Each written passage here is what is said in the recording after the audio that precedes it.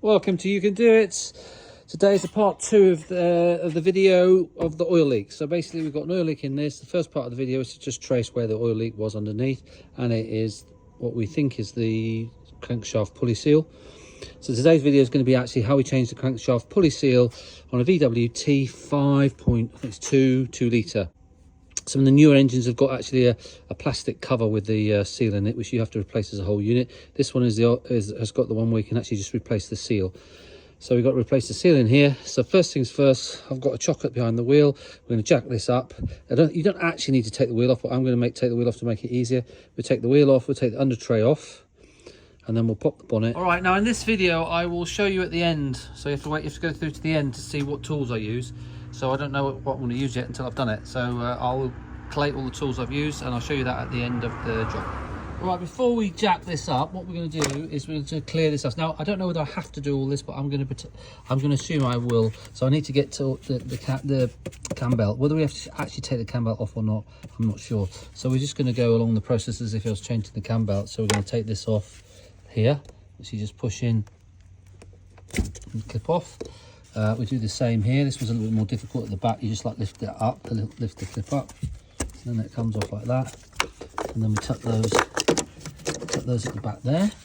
Right, then we use a pair of pliers here to take this off of here and take that off out the way, and then we can get to here. So let me just take that. Right, I've unclipped that, look there, and I've just moved that out of the way. There's a little clip here which is just unclip that there. Right, so what I'm going to do actually is I'm just going to take off this these top covers here and just see what I'm left with, and see whether I need to actually take all this stuff off to get to the belt, to get to the tensioner. So when I get to the tensioner from the top here without having to take all this paraphernalia off, then I should be able to do the bottom, just take undo the tensioner on the cam belt, and then I can get to the stuff on the bottom. So let me take these covers off. Right, there's the 3 clips. You've got a clip there, one there, and one there, and then you can just take that cover off. So take that off, and then that shows us down here, look. Shows us down here. So let me just get and have a quick look at this. I'll be back in a second and I'll tell you. Okay, look. So it looks like I can get to that nut there to undo the tension, and I can get my 6 or 5 mil hex into there to adjust it. And I can also, if you can see there, look, I can see the pointer down there. Okay, so therefore I can adjust, I can loosen off that cam belt where it is and retighten it without actually having to take all this off here. So that's a bit of a result. So what I'm going to do now is we're going to go back down underneath. We'll jack the car up, take that wheel off, and we'll go underneath, and we'll sort things out from underneath.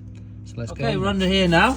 So we've got the wheel off and the on a axle stand. So right, we need to take this belt, auxiliary belt off.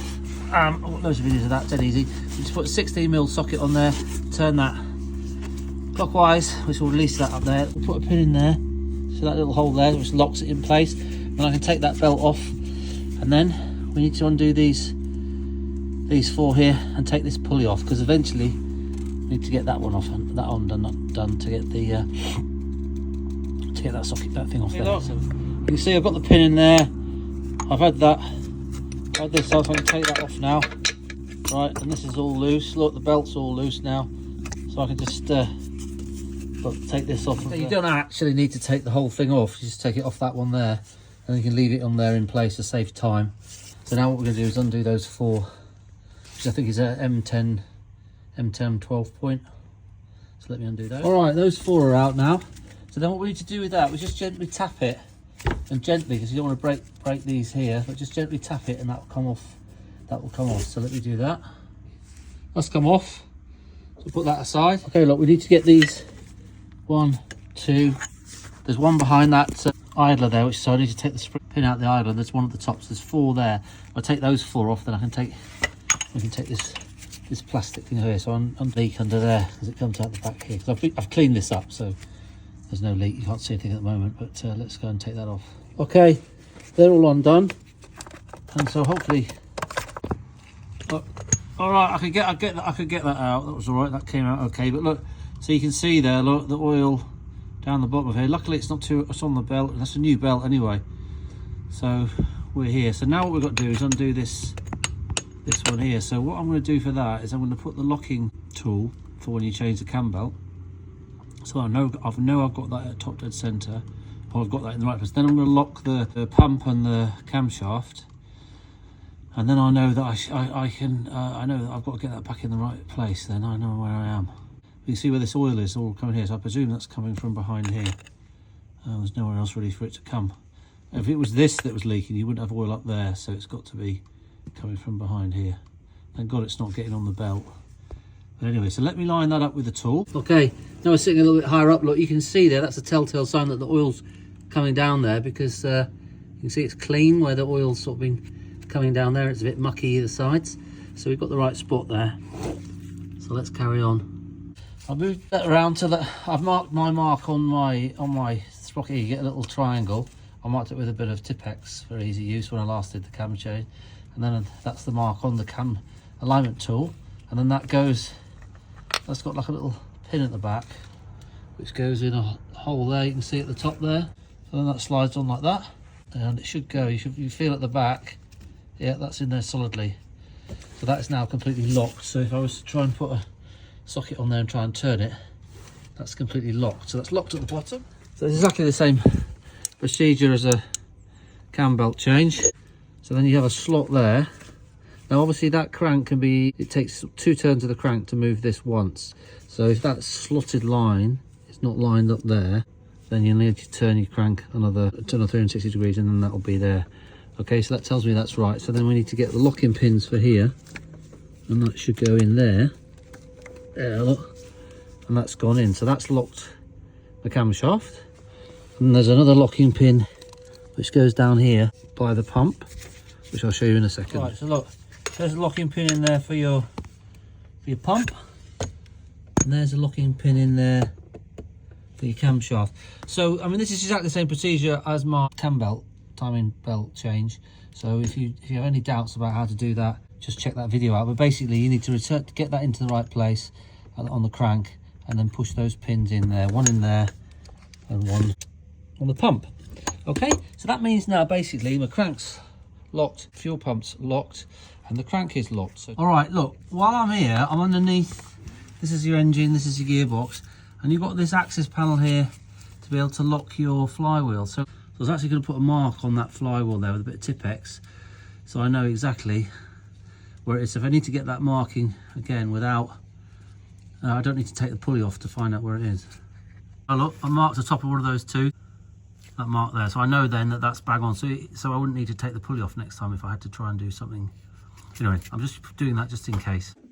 Okay, we're back inside. So basically, using that on my impact driver, the one it's up to that does 1,000 Newton meters, and it just wouldn't touch the bolt. Yeah, and the reason is because that's too light. Now I weighed that was about 97 grams. Now I've got this old socket here which I never use, which is a 3/4 inch 30mm socket, and this weighs about 600 grams already. So what I'm going to do is stick that in there. I'm going to put a spacer underneath it. I'm going to do something like that. Put that in there like that, and then I'm going to weld that around there, nice and neat. And then suddenly that socket then will weigh about 600 grams, and I can get a 1/2 inch in there or a 3/4. So that'll be quite a good little thing. So then hopefully that, with all that weight, then these impact sockets work by the weight. So there's no weight in that. You get that swinging like it goes like a hammer, bang, bang, bang, bang. Then it should come off. So let me do that. All right, we're back outside now. So not the best weld in the world because I did it at night time, and I made a bit of a. But anyway, that socket is now welded into that. Put a bit of spray on the end, so that's now over 600 grams. Right, so I can use a 3/4 or a 1/2 inch in there. So that is going to fit on there nicely. That's done up there 180 meters plus Newton meters plus 135 degrees. So it's really, really tight. So to do that manually, you have to buy the tool which fits onto there and screws down there. Right, which is one way of doing it. Okay, guys, this thing. Look, look at that. Look. I just done it. It was done. Hey, look, completely undone it. Look at that. Wow. Now I've still got the cam belt on there now, so now I can take the cam belt off. But that, look at that. comes straight off. So that is how easily, very easy it is to take off that nut. I haven't got anything supporting the crank other. What I did there, I stuck a tire lever in there, and I've got a bit of a ratchet strap here over there, just holding that tire lever so it doesn't ping out, and that's just locked that flywheel stationary. But anyway, that is how you undo that dreaded nut really easily. Now, if you haven't got an impact driver, I suggest you go and get one. Now that's loose, so before we actually, I'm going to take this cam belt off. I've put this locking tool back in. Make sure that's in the, yeah, it's in the little thing at the back. I've put the locking tool down there for the oil pump. They're all locked up. So now what we're going to do, you see there, that one there, I'm just going to put a socket. I'm going to put a socket on there and loosen that off, and then I'm going to put my 6mm in the little Allen key hole there, and I can back off that tensioner, which means that this this cam belt will then come loose, and I should be able to get that bottom sprocket off. Okay, I've undone that with it's a 15mm open-ended socket that I've done that with. As you can see now, you can't see the Tipex mark on it, so that's undone. So I now just need to put a 6mm Allen key in there, and I can just back that tensioner off. All right, I've backed that off. I've actually backed it off by hand. So let's go down the bottom and just see how loose she is. So that impact, just whizzed that off dead easy, look. And normally that's renowned to be a real bitch of a job. So now you know how to do it. You've got to have weight if you're using an impact. And I would use an impact because then you put a lot less force on it. So we can get that sprocket out underneath. I'm going to undo this one, this one, and that one. Just loosen it, sorry. And then I'm also going to do the same on the pump here with these. There's 3 of them. 1, 2, 3. I'm going to loosen them off, and that allow these sprockets to move a little bit, because at the moment this belt is under loads of tension on this far side. Won't be able to get that socket out, sprocket out, without taking the cam belt right off, which I don't want to do. So I'm just going to undo those 3 on that one, and 3 on. I'm not taking them right out. I'm just loosening them. Okay.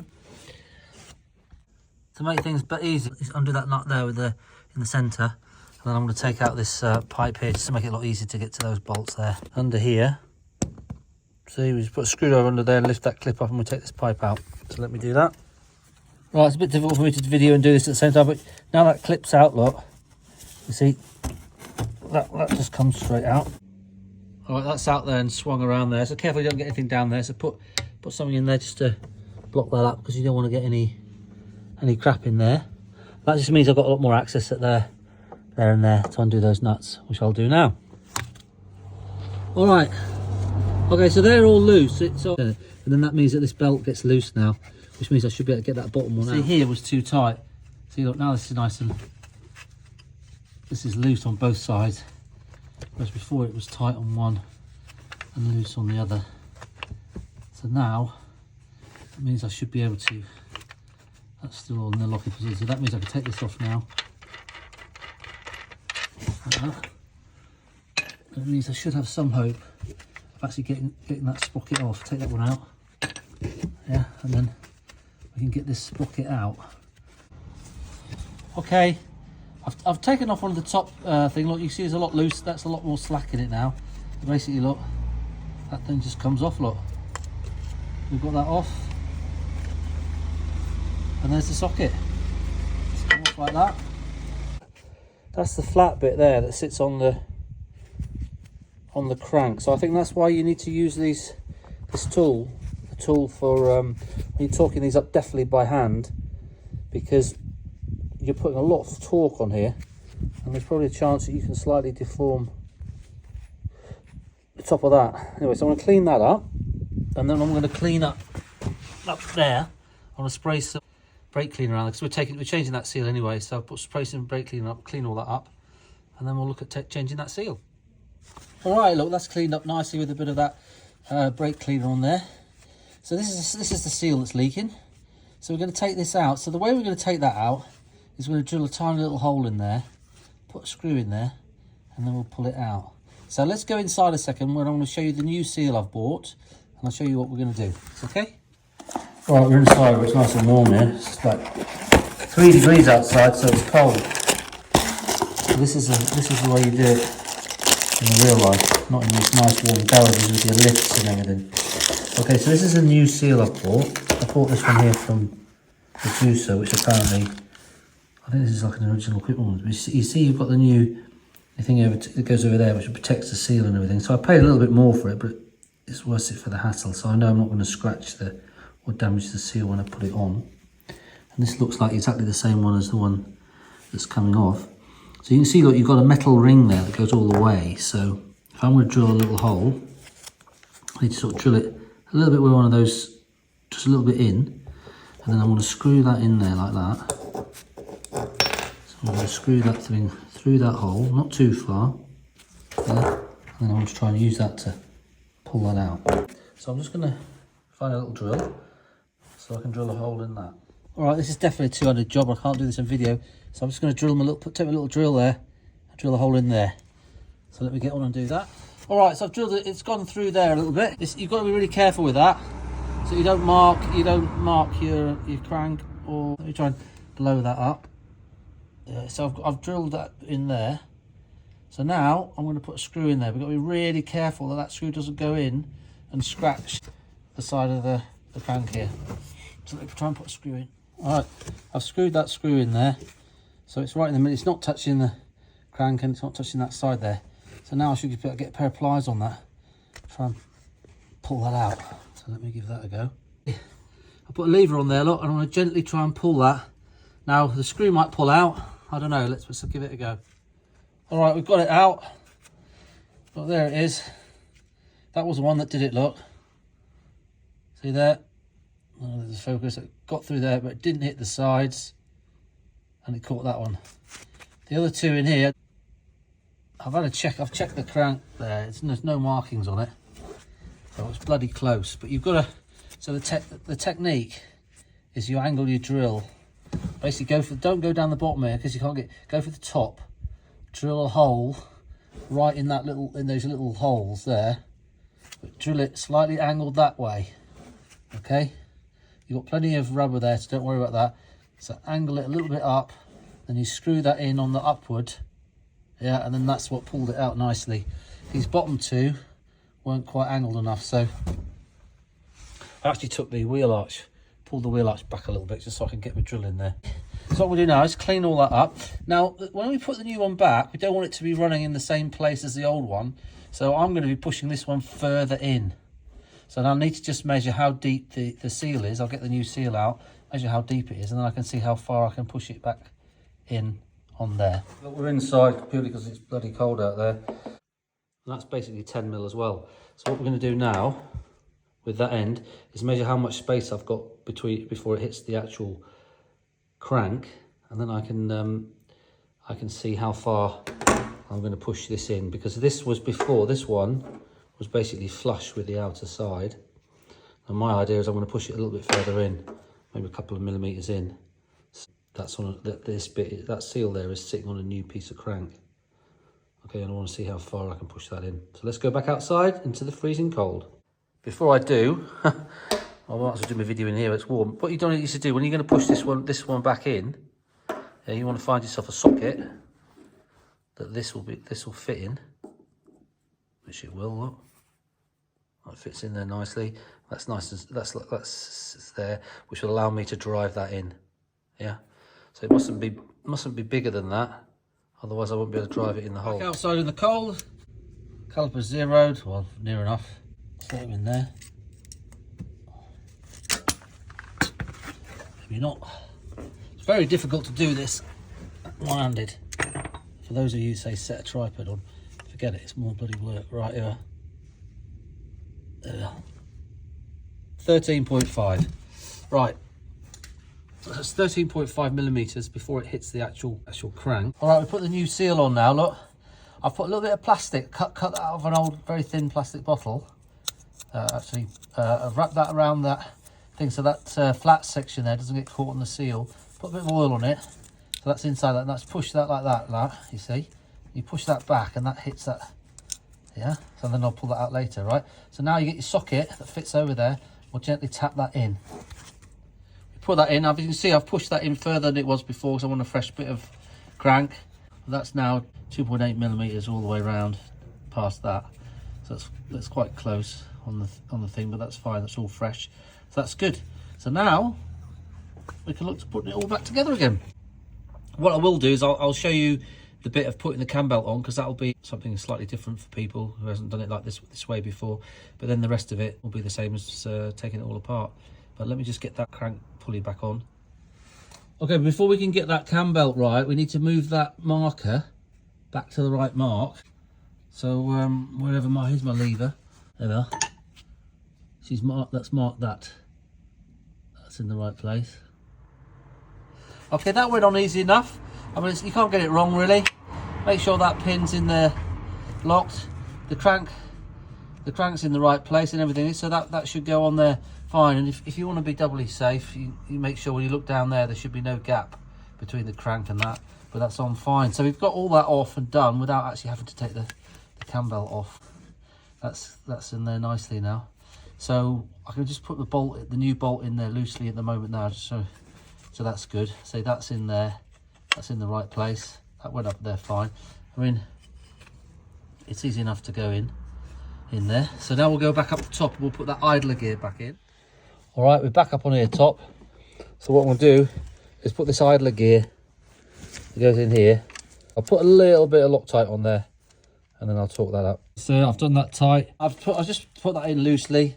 So I'll tighten all this up tomorrow. I need to make some noise and stuff like that in daylight. It's -1 out here now, so I'm going inside. So I'll go inside and edit this video.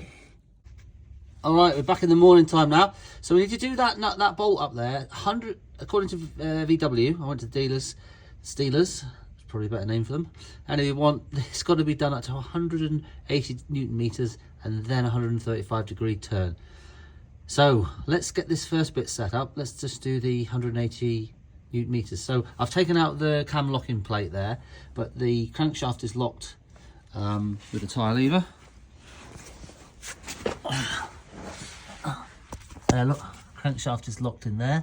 I've got that little mark there that always tells me where that sort of should be for the timing up the cams and everything. So the cams are locked and the pump are locked, but those little bolts are loose, if you remember. So the sprockets can move around a little bit. So we're just going to because the only thing you worry about is if that slips off, suddenly you've got a lot of force there, and you've got that locking pin in there for here, you'll damage it, and it's locked solid at the top. So we're just leaving it loose like that, so if it does sort of move slightly, it doesn't affect anything.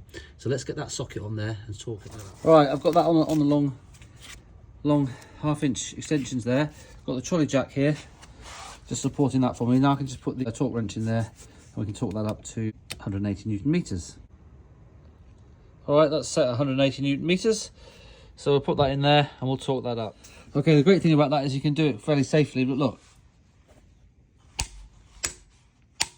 Yeah. All right, let's just always undo your torque wrench. So we'll undo that and put that back down to 0. And now I'm going to do the rest of it with the impact driver. And I'll show you the little trick we'll use there to make sure we get it right. So let me just undo this. So we know that's now 180 Newton meters. So now we need to do another 135 degrees. So what I'm going to do is put a little mark on here, so I can then see with the impact driver when that's actually moved. So if we think about top up there is sort of 0, we need to do 135, which 90 plus 45. So basically that's straight down the bottom. So we need to do it back there. So I'm going to put a mark there, and then when that mark gets up to the top, I know I've done it another 135 degrees. So I've marked that. That's just got to be virtually near to the top. So let's see how we get on with the impact driver. Impact driver, the big Bertha sockets on there and there. So let's just give that a little buzz and see how we get on. Okay, look, I've got my mark at the top there. The impact driver got it most of the way. Then I actually did the last bit by hand with what that's going out here onto the jack, and then really jumping on a long lever. But what I did to stop it, I ended up putting a tyre lever in there and then holding it firm like this so it couldn't spin out, and then that locked it all fine to do it. So we have now torqued that up. All right, we're up the top here now. We've got the bottom crank lock in for the timing. So these are loose, remember. These pins are all still in here because we haven't taken them out. So now what we've got to do is we put I've got my little 6mm on a ratchet there. So I've put it in that 6mm slot there. Look, and I've turned it. So if you can see down there, that pointer is there, look, is in the middle of the slot there. So what I'm going to do now is tighten that up there. Tighten this one up here with my 15mm. Tighten these up, and then we'll spin it round and see, and check the timing again. All right, so that's done up now, and that's why I put the Tipex there, so I know that I need to go just a little bit past the Tipex where it was before. You see, so there's the thing there in the slot. That's all fine. So now what we're going to do is we're going to tighten up all these, and the same on the pump. There was one there. Then what we'll do is we'll take your pins out, and we'll turn the crank. We'll turn it 2 times round, and then we'll just check that it's timed up right. And if that's the case, we can just put the covers on and put it all back together again, which you will know how to do because you just watched the video on how to take it up. That's easy enough. But I'm just going to do this bit here because some people might not know about the cam timing. So yeah, so let me do that. They're all done up nice and tight. So what I can do now is pull that pin out and pull the pin out on the pump here, and then take the one off the crank, and we can just rotate that twice, and we come back up here to see whether or not these will fit back in again. All right, taking the locking tool out. So now we can just put a ratchet on the end of that crank, and we'll just turn it twice round. Well, I've turned that twice, and I've just put the cam locking thing in there. You can just put your hand around the back there. You can feel that that's in properly. It really helps that I've got that mark on the flywheel as well, so make sure you get that in the right place. So let's go up top now and check the pins. Oil pumps, the diesel pumps fitted in there. I'm just going to try the cam one now. All right, look, there's the cam one. That's in fine. So we can take these 2 pins out now. Take the locking one under the crank, and we can just put all the covers back on. So let's do that now. Right, while we're still up here, I'll take this off here, and we'll put the pipe back in. Okay, so I've put that cover in. There's the 5 little bolts there. The only one that's a bit of I would say it's a little bit of a pain is that one up the top there, because you just have to have a really shallow one there to get that one in, but that's all in nice and tight. So now what I want to do is quickly move that back out with my 16mm and put my pin back in there, and then we'll put the pulley back on. Now the pulley can only go one way. There's a little stud there, so there's a little hole, an extra hole in the pulley, so that goes in there, and put the pulley on, and we'll tighten those all up. They're tight. So now what we'll do is just put this belt back on, put the belt back on, and then we'll go up top. Right, the belt's back on. It's all nice and tight there. So what we'll do is I'll put the wheel arch back down. It really does make it a bit easier with the wheel arch, so you haven't got that plastic bit sticking in there.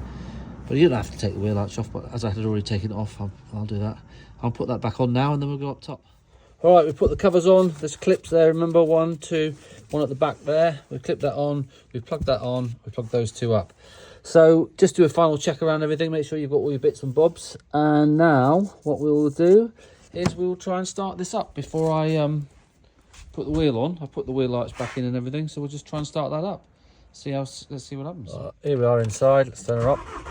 Yeah, she's running fine. So I'm going to let that run for a bit, and we'll let the oil get warm and see if we get any oil leaks. I'm going to run it with the under tray of the engine off, just so I can see if there's any oil leaks in the next few days. I did say that I'd tell you all the tools that I used on this job. Now I actually worked out there's only actually 7 bolts to undo to do all that. One of them obviously being a massive bolt, but yeah, there's only 7. So you wonder why you need so many tools. Anyway, I'll just go through in no particular order. You obviously need a big, powerful 1/2-inch breaker bar for maybe doing your wheel nuts if you haven't got an impact driver, but also for doing the actual crank pulley bolt. You need a tire lever or lever like this, just to sort of sometimes to wedge into the flywheel teeth to stop it, and just sometimes if you need to get stuff off. Same again with that. I've used that, you'll see that in the video. You need a pair of pliers there to take the big clip off of the air filter box. You always need a screwdriver. You need an M10 12 point to undo the oil pump bolts. You need a timing chain kit with your 2 pins to lock your camshaft and oil pump, fuel pump, and to lock the crank, and a pin there for the for the tensioner for your auxiliary belt.